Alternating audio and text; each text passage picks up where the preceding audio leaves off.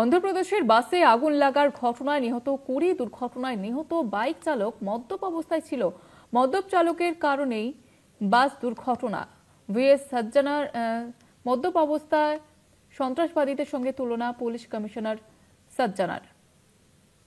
মদ্যপ চালকের কারণেই এই বাস দুর্ঘটনা। ভিএস সজ্জনার তিনি এমনটাই জানিয়েছেন এবং মদ্যপ চালকদের সন্ত্রাসবাদীর সঙ্গে তুলনা করেছেন তিনি।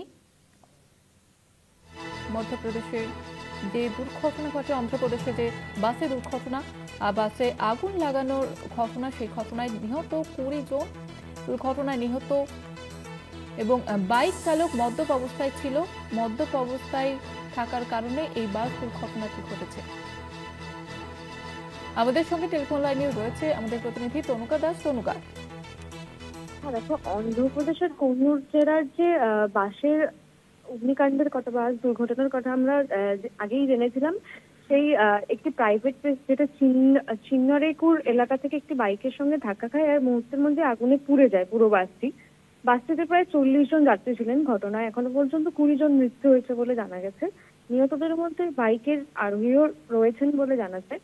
পুলিশের মতে সংঘর্ষের পর বাইকের ফুয়েল ট্যাঙ্ক ফেটে গিয়েই ওই আগুন ধরে বলে জানা যাচ্ছে, যা মুহূর্তের মধ্যে পুরো বাসটিকে গ্রাস করে ফেলে এবং শর্ট সার্কিটের কারণে বাসের দরজাও আটকে যায়, ফলে অনেকে ভিতরে আটকা পড়ে যান। তবে অন্তত 19 জন যাত্রী, যার মধ্যে 2 শিশু ও 2 চালকও রয়েছেন, তারা প্রাণে বেঁচে গেছেন।